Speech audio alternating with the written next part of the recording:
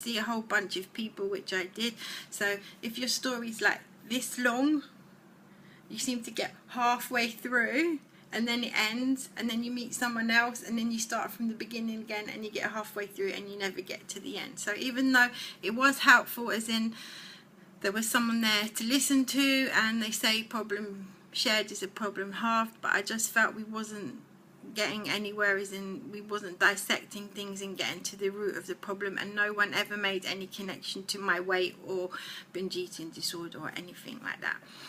Now, 4 years ago, so I was 37 at the time, 4 years after my last child was born, I got in contact with my ex, the one that I broke up with when I was 17, through Facebook. And for the first time in my whole life, I realised that our breakup wasn't directly from him, that it had a whole lot to do with my dad, and he kind of warned him away that I was too young, blah blah blah, etc etc. And I don't really know why. Well, actually I do know why, because we've dissected it in therapy and got to the root of it, but it's far too long and complicated to explain. That was a real trigger for me.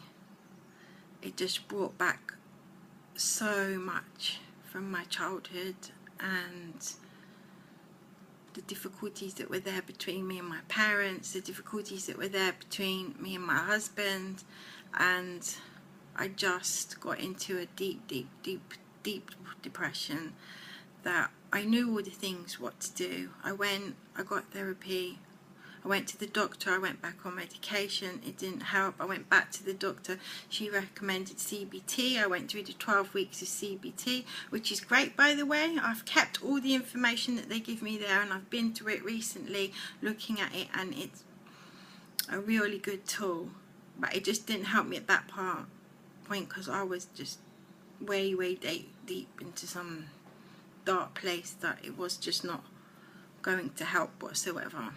And they took me off of my medication that I was taking, that I've taken on and off my whole life, which is Trazodone, and they put me onto Prozac because it's stronger, and they thought that it would help me better. But to be honest, I think that's the worst thing they could have done, because I suffer from insomnia. So the Trazodone has a sedative in it, and it just really calmed me a lot and helped me to sleep. And the Prozac, I think, is really good for people that are in a dark depression and they're just sleeping their life away, because it makes you lively and cope with things and get up. It was just not working for me, because it was making my anxiety levels 1,000 times worse and my insomnia worse. And I went like weeks of being awake every night, and I just found myself researching, you know, different ways to commit suicide. And I took an overdose the first time, which obviously didn't work, so I was trying to look up ways that were more effective, that were quicker, that were painless, and just writing it all down. I could have wrote a book. I found out so much information. And then I think after about 6 months of that, I was thinking, you know, where is this getting me? Do I really want to leave my family behind? Is this really helping? And working in the with mental health issues myself, I trained as a mentor, and I was working as a volunteer with a charity that helps people that are depressed and isolated. I was going to work and giving people, you know, all this advice, and then not taking any of it on board myself. So it's a bit like the blind leading the blind. So I thought, well, I've got all this information, I should use it to help myself. Not that I hadn't helped myself before, because I just told you all the things I did, but I was looking online and I found this place called Maytree, which is a charity based one organisation. Well, it's a sanctuary, really sanctuary for the suicidal.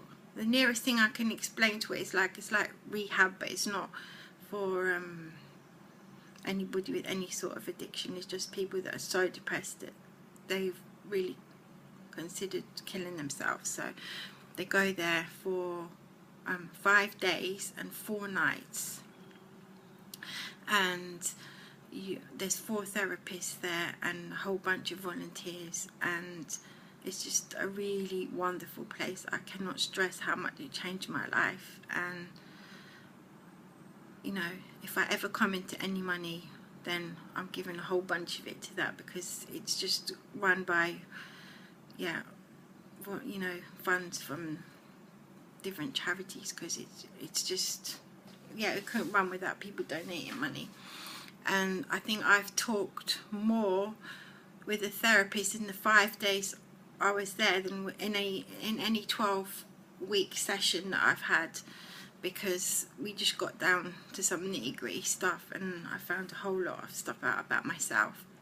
And then when I left there, they got me in contact with the Minster Centre, where it is I found my therapist, which is not on the NHS where I've seen all my other therapists.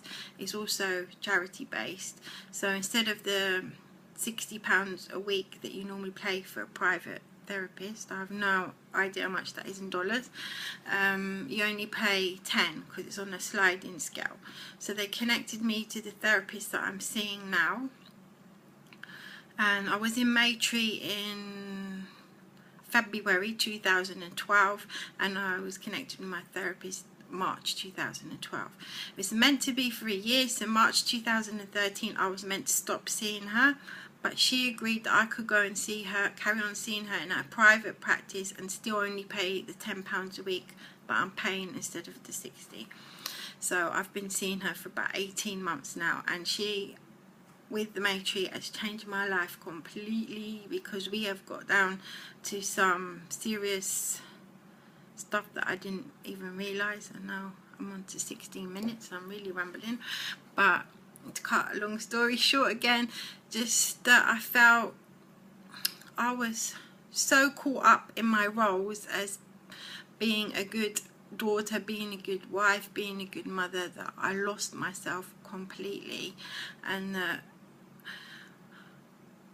there was so much self-hate there and self-loathing that I didn't even realise. And in amongst all the other things I told you about, I had quite a few miscarriages, and I somehow managed to become like a robot, totally numb, no emotions whatsoever. I think it'd been about 18 years had gone past, and I hadn't even cried, I hadn't grieved, I hadn't had any kind of emotions, anger, you name it.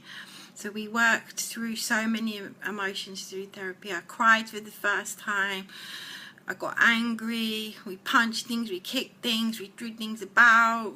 She taught me about journaling, writing everything down, expressing myself through artwork, you know, going swimming. I think I swam since I was a teenager. Just getting through all of those things. Like, I think Jenny, Just a Photo Girl, for you to know her, she said this quote that really stayed with me, that I don't have a weight problem, weight is a symptom of my problem. And that just explained everything to me, because I had been on so many diets, you name it, Weight Watchers, Atkins, Slim Fast, Slimming World. All the focus is on food, diet, the scales, calories. You never get behind any of the emotions behind it, which was obviously my problem, that I was just a big numb robot walking around, not expressing my feelings in any shape or form. So I was just eating everything away. So once I got to the root of all them problems, it really helped with my binge eating disorder.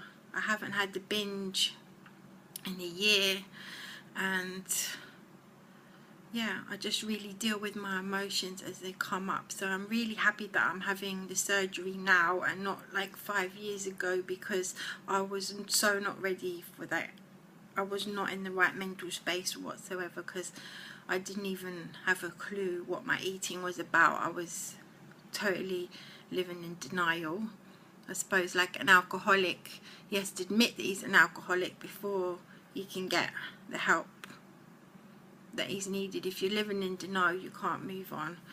But I've really found that the biggest problem was for me is that I completely lost myself. I was so caught up in my roles and trying to make everyone else happy, I forgot what it was Julia wanted, what Julia needed, that Julia needed to learn to love herself and think that she was amazing before she could get on and sort all the other problems out. So this year I've learned, you know, to put makeup on again, to get my nails done, to take time out for myself, to have a bath with candles in, to take time out each day to write in my journal, to start reading again. I realised I hadn't read a book since my daughter was born. She's 18 now, and this last year I've read so many books.